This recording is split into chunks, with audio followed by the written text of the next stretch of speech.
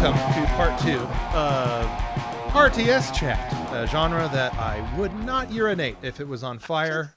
And my man over here to my 12 o'clock, who actually made one of these things, or at least worked on one, or several. Two. Several is two? Fuck you.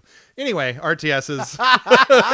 RTSs. When we last left off on part 1, we were talking about some of your favorites and recommendations and what have you. But let's get into... one we left out was, of course, Warcraft 3. And then from Warcraft 3, let's talk about your experience making some of these bad boys. And then I want to talk about why are these guys are gone? How do we bring them back? And then maybe a little button at the end where we gush about how great Pikmin is. And then I'll perk right back up, I promise. So over to you. Okay, so Warcraft 3. So I talked in the prior episode about how I met my wife during the Age of Empires era.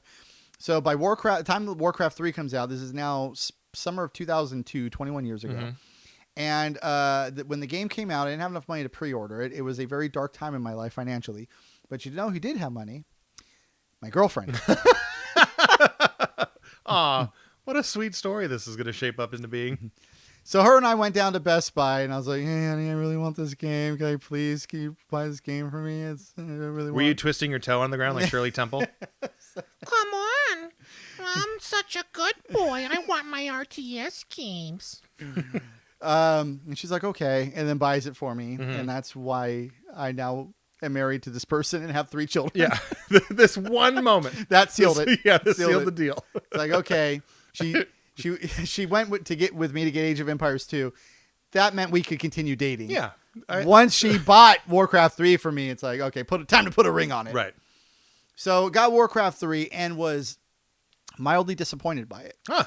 Because Blizzard thought that it would be more compelling if they scaled everything down and they made it so that you would value your units right. more. I remember reading about this at the time. It was like a micro versus macro conversation. And they wanted to focus heavily on the micro, right? Hated it. And yeah. This is part of you brought this up in the prior episode, and I'll flesh it out now. I want to think my way to victory. I do not want to twitch my way to victory. Mm-hmm. And with Warcraft 3, they started something that would continue with StarCraft 2, which is just basically microing units around the map to just kind of get that extra health or dodge that shot or whatever to be able to kill your enemy. And I just couldn't stand it. I wanted big scale decisions, big scale battles, and just thinking that was sort of grandeur. Yeah. And Warcraft 3 went the exact opposite way. And I couldn't believe one of the mechanics in that game mm-hmm. is that if you get over a certain population cap, you actually get less gold for every mining that you do. And I was like, what the hell is that? You're punishing me for just trying to build up my army as big as I can get it? How stupid is this? So I really hated that. Yeah, that does decision. sound... Look, as an outsider looking in... that does sound just asinine. Like, why would you? I don't know. I don't understand the thinking about making a choice like that, especially when you have this whole genre like established in this other way, and then they like to throw nothing makes me madder than an arbitrary zag when I want to zig. It just come on, like change for the sake of change is stupid. Like change, have a good idea with your change, not just do it just to shake things up. In the early days of development of that game, they actually said it was going to be the first RPS, role-playing strategy game, mm-hmm. and you could tell which direction they were going. They eventually scaled that back, but they did include hero units. That was a huge change in the genre. I was going to say also, too, like I was going to ask, Warcraft 3, wasn't this when they were like trying to put like more like characterization on individual things, and that's what the whole hero thing is about, right? Yes, they gave you hero units. A lot of these would become characters in World of Warcraft. Right. But the hero units were extra strong, and they had special abilities. And by the way, all that is really cool. It's really neat because it feels kind of like you are playing a role-playing game when you have a hero character. It's just they went too far with it in emphasizing the micro over the macro. Mm-hmm. And it was especially because I've been consuming Age of Empires 2, and then it's I think there was 2 expansions at the time. Mm-hmm. And it was just such a departure from that in a way I didn't like. It was like, okay. I played through it all. The story missions were great. I was really into the story. That was pretty fun. And then the story mission set up World of Warcraft, and I have a kind of a thing for World of Warcraft. Turns out, yeah. So all of that was fine, but the actual gameplay, not so great. So mm-hmm. Warcraft 3, mild letdown. Huge success for Blizzard, though. And then later on, when the Defense of the Ancients and the mod community came out, I was just going to talk basically about the MOBA genre was invented out of Warcraft 3. Right. Blizzard got a lot of extra revenue for that. So the game itself was a tremendous success. But for my money, I'm not sure if I would even put it in the top 5 RTS games. Mm-hmm. So and especially out of all the hype, it was the first RTS that they released since StarCraft. So everybody was really amped for it, and then it just didn't live up to that hype. Gotcha. Well, I do want to pivot. I want to talk about your personal experience designing games in this genre that I care about you. I don't care about these games. Okay, buddy. You're gonna have to give me a hug when we're out done with this episode. I promise you, I will. Or I'll let you just sit here and berate Shenmue if you want. Whatever makes balance restore in the world. Shenmue actually came out, so I had to take the L on that one. That's true. So the game that you designed or partially designed is called World in Conflict. You can set this up however you want. It's your story. But what I think is going to be interesting is to talk about, like, you obviously established yourself as a huge fan of this genre. So you were going in there with like a whole sack full of the ideas of games or from games that you've loved in the past. So talk a little bit to me about like your ideas as they pertain to designing and what kind of game you wanted to make. And then what ended up, what of yours stayed in the game and what of yours you wish was in the game that didn't come out in the final version. Go.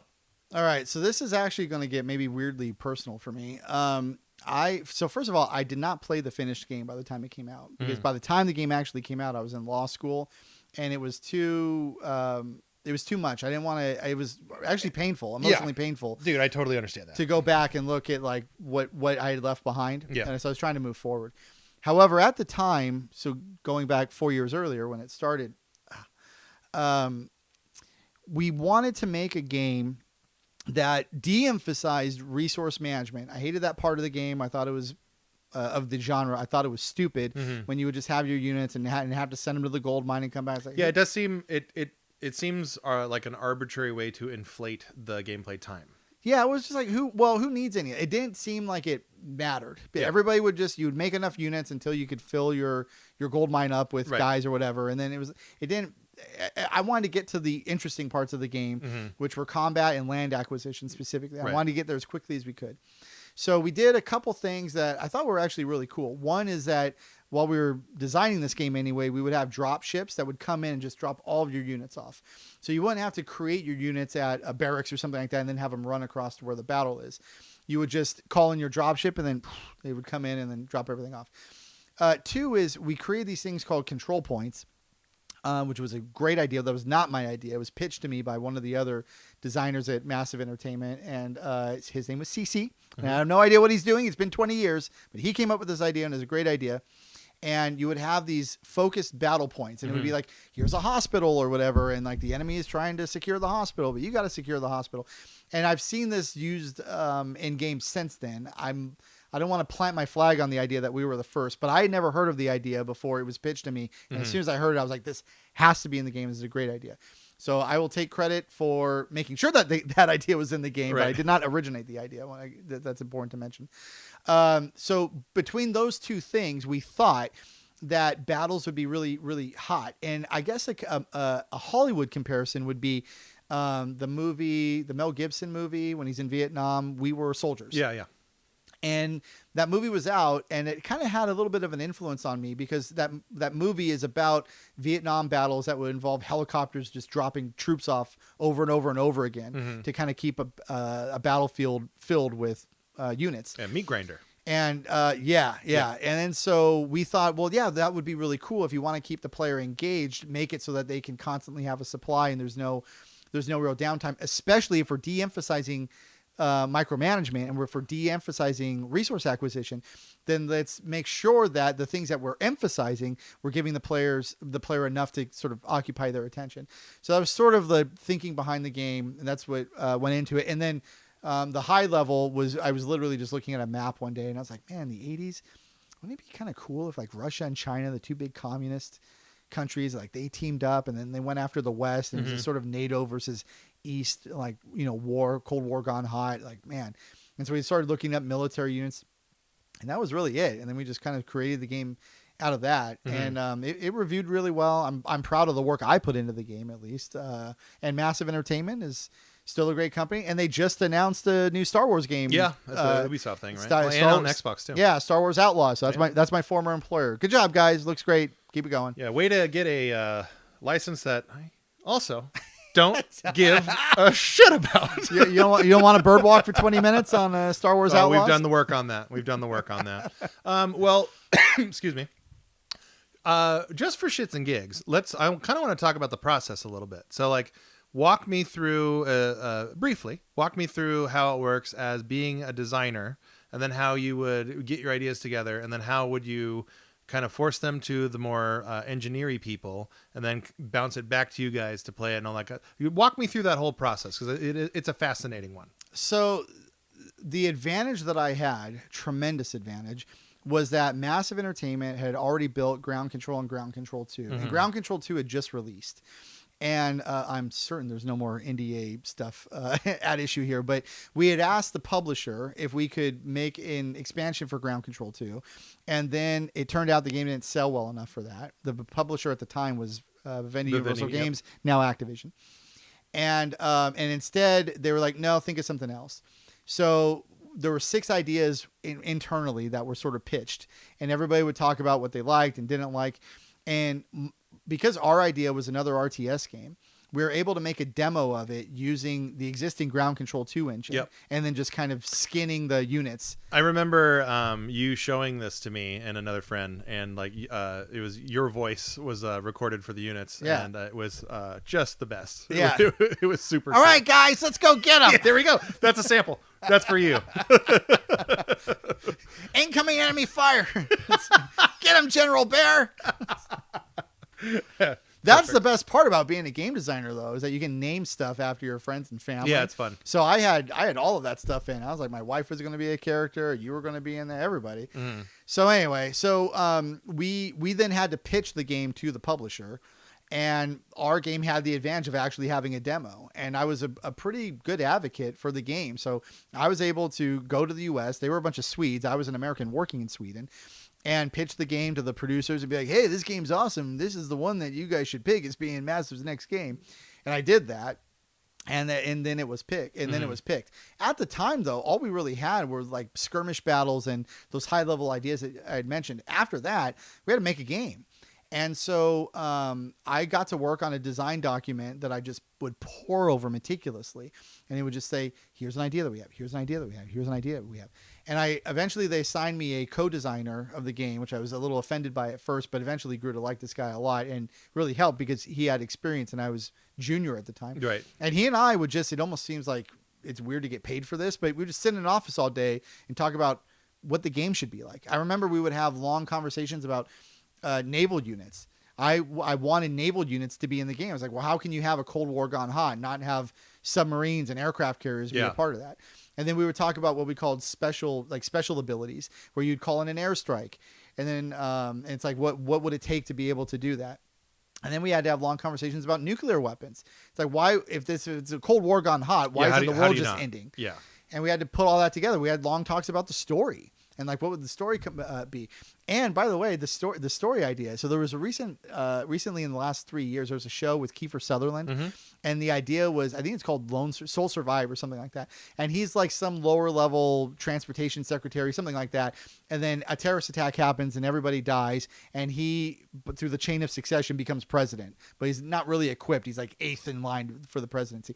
That was actually our idea.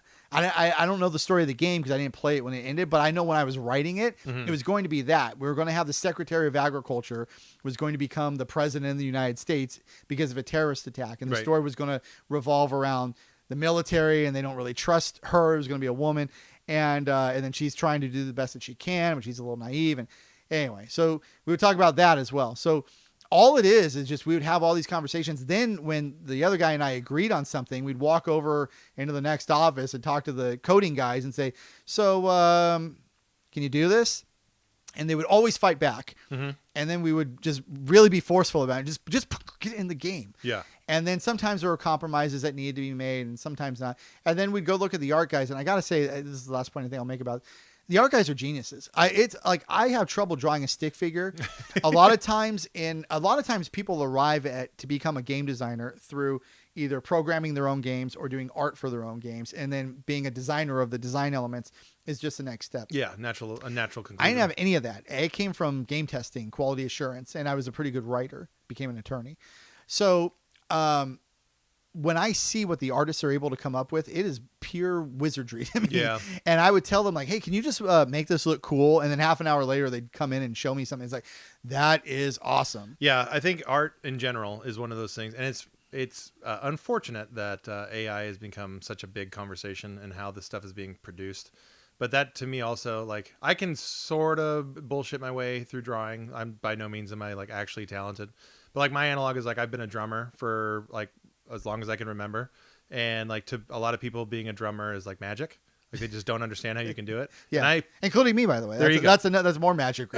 Magic. But I feel the same way about people who are good at art. Like it's just like what I wouldn't give to have that skill. It is my wife's a really, really good artist, and like all that. To me, it is literally like watching something come to life out of nothing, and it rules.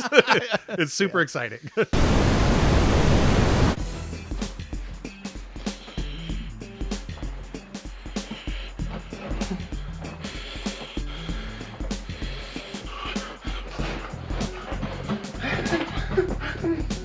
What's up, YouTube?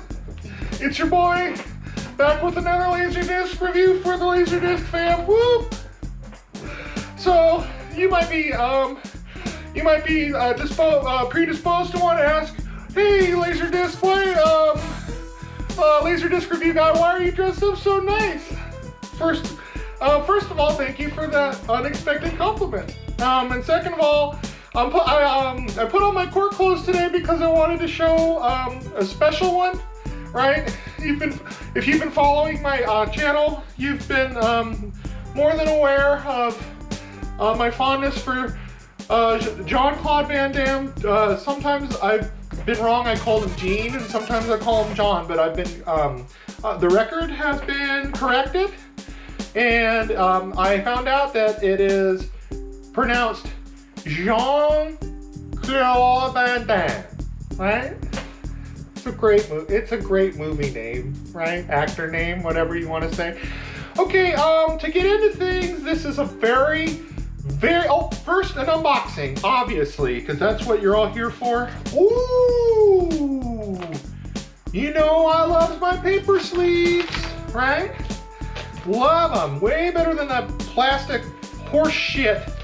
Here we go. Woo! Big ass CD. Big, huge CD. That's what they are. And that's why the movies on them are so good. So, The Quest, starring Jean-Claude Van Damme. It is a movie that, hold on. It's really hard to do this and talk at the same time. So The Quest is starring, of course, Jean-Claude Van Damme. He's our guy. But here's what's super special. I don't know if you can see it here. Let's take a look. Right there. So that's normal. We see his name starring. That's normal, right? But if you go down here, look at this. Frank Dukes from Bloodsport, the real guy, and Jean-Claude Van Damme, they came up with the story together, which makes sense. And right down here, here's the big one. Here's the big one. Right there. Here's the big one. Hold on. Directed by Jean-Claude Van Damme, right there. He made this. He's the boss of this movie. He's the boss of kicking ass in the movie, and he was the boss of making the movie, right? Yeah. So anyway, so then eventually the art guys will input the art assets. The coders will make the changes happen, and then somebody will just send out an email that says, "Hey, there's a new build. It's got this stuff in it," and then we would just test it, And one thing that really helps, and more future content for the show, but if you really loved gaming, if you really loved video games, and you really loved RTS games, and I loved all three. It was work. There's no doubt about that. But you just loved doing it. Yeah, so you're just happy to be there. We would play the game on our lunch. We'd just run downstairs, grab some lunch, run upstairs, play the game. There's all these stories in the industry about like sort of people being taken advantage of because of their passion for games. I never felt like I was taken advantage of, but we were working very, very long hours. But we loved it. You just really loved it. Yeah. And that's one of the things where, because I was running interference with the publisher a lot, and you're talking to these suits with their MBAs, and you just really got the feeling like, They don't know games at all. So it's like I've got to bridge this gap between gamer and executive and tell them why this game is awesome and why it's going to sell really well. Right. So a part of the process that I didn't count on was as a designer, I was acting as much marketing executive for the game internally with the publisher, not with the developer, Right. as I was actually designing the elements. And that was a sort of annoying. I got to travel a lot, but it was sort of an annoying Well, part it has of the to be process. annoying. I mean, you're literally, your function at that point is to beg money to keep the lights on so that you can keep working on this thing that you love. Yeah. I was like, hey guys, this is really awesome. So let us do it this way. Oh, and then because suits like this sort of stuff, so World of Warcraft had come out. Yeah. Pretty big deal. Yeah, a little bit. And so they kept trying to put pressure on us to have the game change to reflect World of Warcraft. World of Warcraft selling really well. Can you change the camera system to make it look like World of Warcraft? And then at the time, World War II and Vietnam were all the rage, and all your battlefields and all of that. Call of Duty. And Call of Duty too. And so they would tell us, like, why do you want to do a Cold War? Maybe you should do Vietnam. That seems like what everybody's into right now. And we were like, we just shut up and we know what we're doing. Right. And so anyway, so that was part of it too. Yeah, that is the eternal battle of commerce versus creativity. I've experienced it in other industries as well, but it's funny how it's like it's always the same. And what's funny is like they need to coexist in order to be functional. Yeah. So like my background and like in camera work and lighting and stuff, like would always butt heads with people who would be like, I don't give a shit what this looks like. I want to be under budget and I want to be done. And so constantly having to fight that fight is something that like, I think as just normal video game fans, like we just totally take that stuff for granted for sure. And it's funny to think about like the ideas that are left on the cutting room floor that may have been ideas that were really, really good that could have made a middling game into a great game or a great game into like an excellent legendary game. But sometimes money always wins, and so that's how it goes. But I've become more sympathetic to the publisher's point of view in recent years. At the time, working for the developer, now more than ever with the stakes now of making a game. Like obviously, yes, anyone can sit there and learn Unity, and like this is something I keep beating myself over the head about. Like I need to do that. I need to learn one of these things and just make a game and be done, and I can check that life goal list. But like now the level, like you have like the lowest of the low in terms of like I'm one person and I can make a thing and I can release it and it could be like Undertale, make millions and millions of dollars. And then on the other side, it's like we're investing like hundreds of millions of dollars into this product. GTA 6. Yeah, and if it fails, like thousands of people will lose their job. Well, and in recent years, so when I was in the industry, it was 2004, 2005. Okay, then Kickstarter comes out, and then all of a sudden there's all these unleashed developers with oodles and oodles of money. Yeah. And you and I have had many conversations about the problems with that. Yes. And people get more ambitious, and then there's no publisher to kind of rein them in. And so the promises of No Man's Sky, when that went awry, Star Citizen is obviously another example. Infamous, yeah. There's plenty of other examples out there where a publisher being responsible could have reined in the developer and said, this is a bad idea, and it just never happened. That being said, we didn't need that in our case because our game was awesome and didn't need any publisher just might rating. work for us. Yeah, and to their credit, Vivendi gave us all the money that we wanted. I have a video of everybody got a new computer, and like once they approved the budget for it, it was like Christmas at the office. Yeah, I'm sure that was pretty awesome. And then right at that moment, like everything had been approved. We had we were probably still a year away from like a beta, but the game was kind of in place. And that was when I left the company. Yeah. And so I hope the game worked out. Well, it did. It did in its own way. I do want to pivot. I want to talk a little bit about this genre and why it's gone. And what do you think it's going to take to bring it back, if it's ever going to come back? And then I want to spend the last few minutes gushing over Peakman. So for this bit, for me, this one's easy. This genre is dead because it's bad. And this genre is not coming back because no one wants it. Now, I'm only kidding a little bit, but I do think that's a big part of it. I think that a lot of the people who would be interested in RTSs have been kind of gobbled up by the whole MOBA thing. And that's been, 10 years now? Like easily? Is it over 10 years that MOBA has been like this big dominant thing? Over 10 years, I'd say. Yeah. Closer to 15. And it does feel like you hear less and less and less about, and again, I'm speaking as an outsider because I don't, if I don't care about RTSs, let me tell you how much I don't care about MOBAs. But like, I remember just, 5-6 years ago hearing about them like a lot. And now, like, it seems like the Steam has kind of died down a little bit on those, but they're still big, giant money-making things, especially in different countries.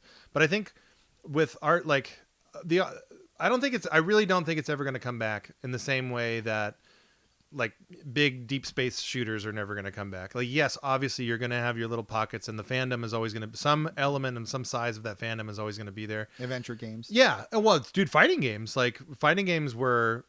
became this like hyper focused, like super exclusive versus inclusive. Like you had to be a fighting game fan. Like, to play Street Fighter 3, you had to have like been with fighting games the entire time. And like the whole parrying system was like just difficult for normal video game players to do.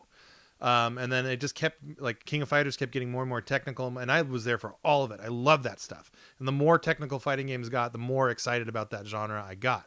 But then, like, I would have to admit, like, it was so like niche and became more and more niche that like it didn't seem like fighting games were ever going to come back. And then Street Fighter 4 comes out, and they just go right back to basics, and they go, what did people love about Street Fighter 2? The characters. Let's give them all of those characters again. Let's just put a shiny coat of modern paint and keep this simple. And that was it. That was the keys to the castle. And Street Fighter 4 was a gigantic monster hit that begat the entire genre of fighting games in a resurgence has also died down a little bit today.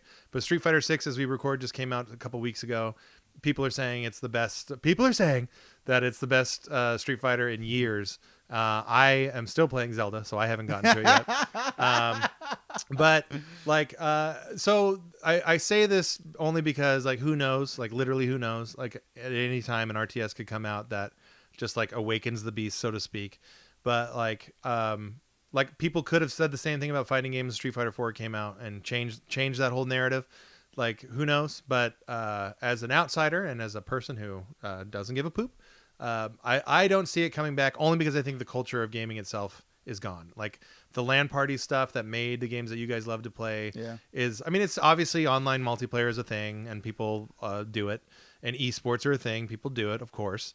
But like, it just seems like the passion like that was injected in this whole genre is kind of like moved on to other pastures, so to speak. So that's my take on why I'm saying I don't think they're going to come back, and I don't have an answer as to how they would come back other than luck and magic. But you take it away. You know much more about this stuff than I do, so you take it away. So it's impossible to talk about the problems that exist now without talking about StarCraft 2, because that was the beginning of the end, I think. StarCraft 2 came out in 2010. Mm-hmm. And when it came out, so originally there was only 3 factions in the original StarCraft. 12 years later, StarCraft 2 comes out, and there's still only 3 factions. They talked about making a 4th faction, then they dropped that idea. And you and I had conversations in the past where I told you how incredibly disappointed I was with the absolute lack of innovation in that game. There's almost none. And they being Blizzard, they took what StarCraft did well, and they put some new graphics on it, and they made some very minor adjustments. And they called it a day. Well, it was also, it's something should be said about they went from a sprite-based game to a polygonal game, which is funny because StarCraft 2. What year did it come out again? 2010. Yeah, so it comes out in 2010, and like there's been so much time between releases that essentially 3D gaming had like been more or less perfected. Yeah, so they never even had like the 2004 awkward 3D graphics game.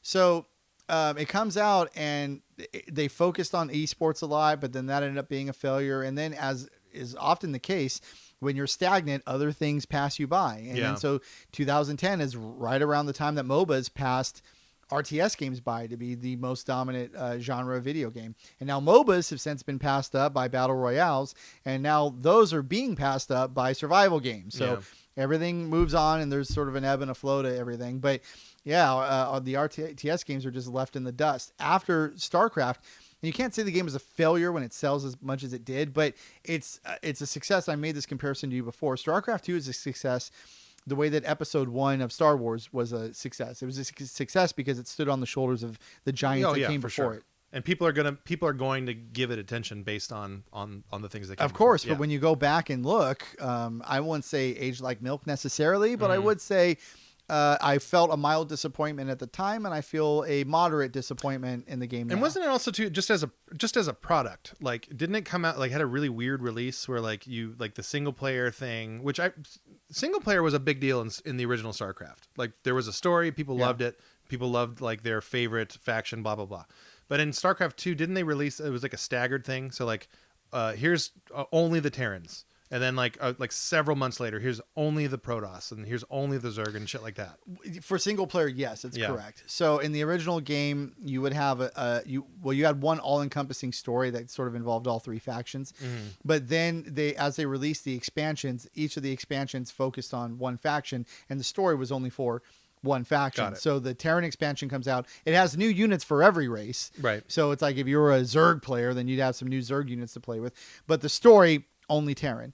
Then the second game was the Zerg, and then you played the single player campaign only as a Zerg. And then the last game was the Protoss. So anyway, whole thing, kind of a disappointment. And I guess I'm not alone in thinking that because there hasn't been a major RTS release, a AAA RTS release since then. And that was 13 years ago. Yeah. And no one at that level is even really trying. So then what do you think? What would it? Do you have any idea of like what it would take to bring something like this genre back into the popularity that it once had? The answer is yes, with a typical lawyer's qualification. Uh-huh. So first, I'll give you 3 examples of games that are attempting to do RTS-like things.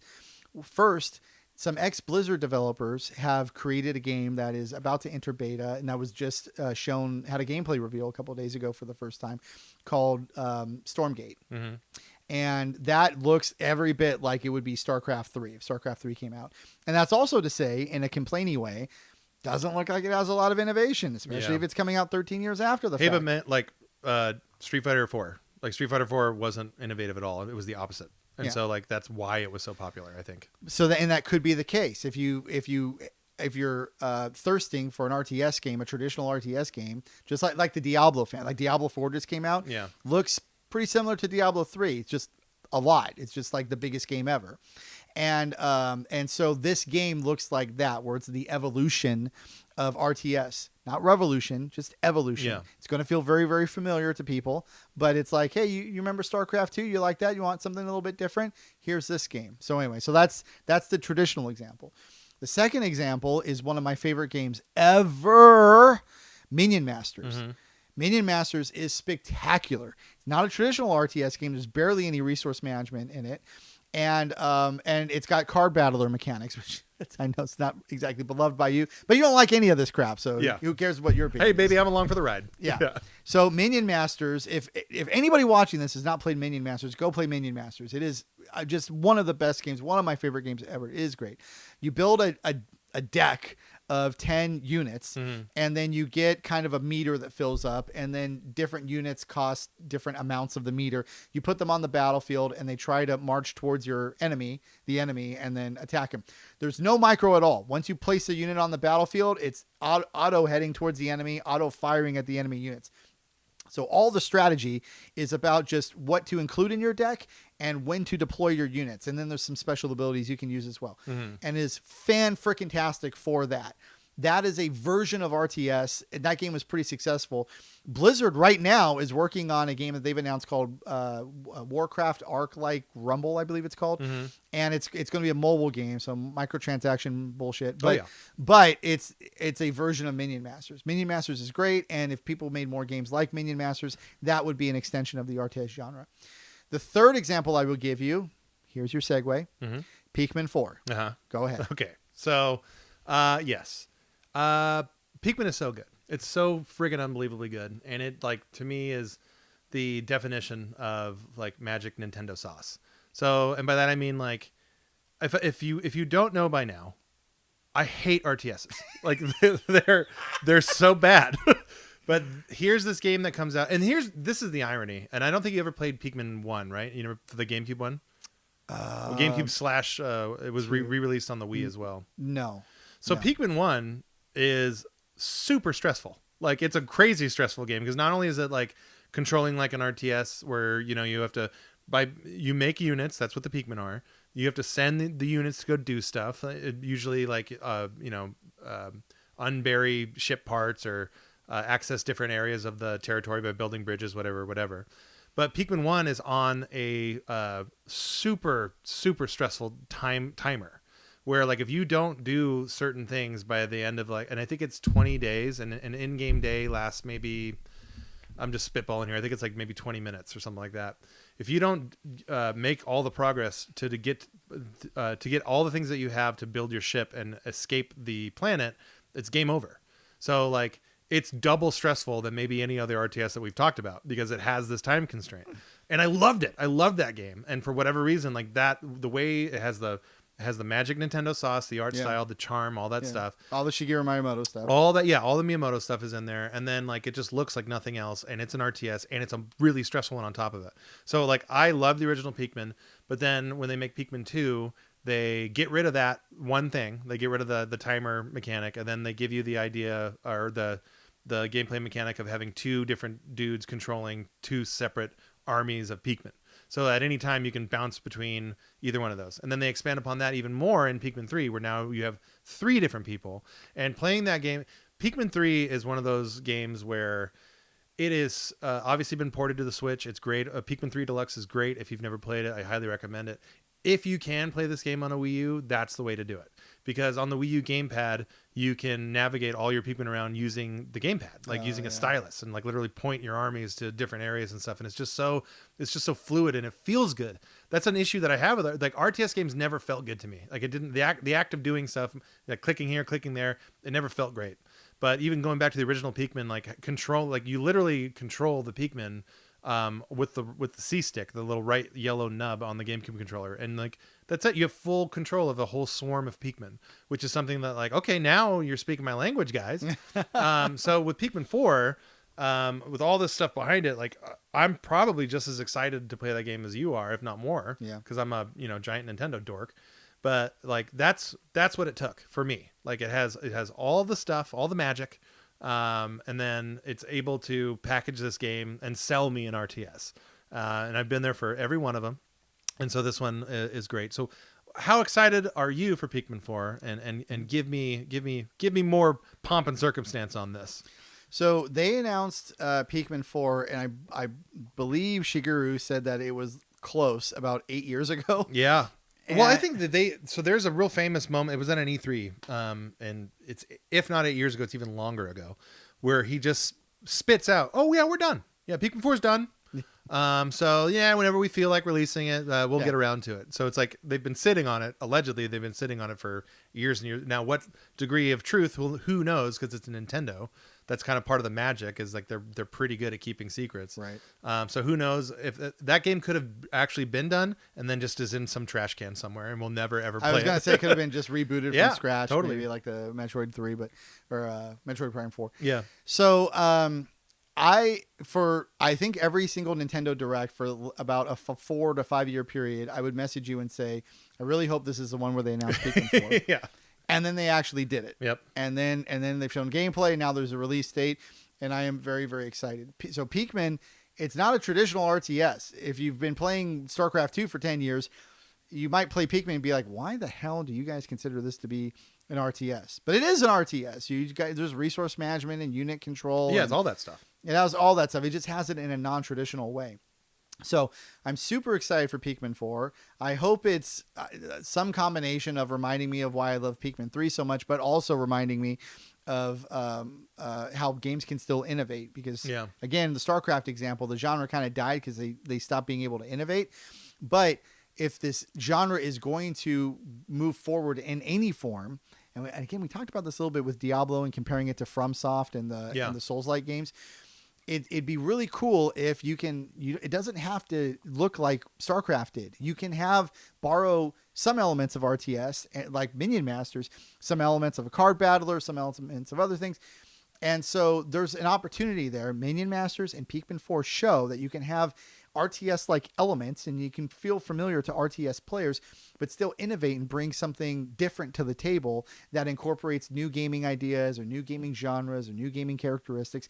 So if the genre is going to exist and be able to move forward, that's the way to do it. I'm hoping, check back with us in a couple months, that Pikmin 4 is the first foray into that because I'm expecting a lot out of that game after waiting for it for so long. Well, and I do know that Pikmin 3 Deluxe, that Switch game, did pretty well sales wise, and good. like it did have the benefit of being in it was a COVID release, and not a lot of stuff was coming out, but people wanted stuff to play on the Switch, but I think it sold more than 2 million copies, which is, for a console RTS game, I think is actually pretty damn good.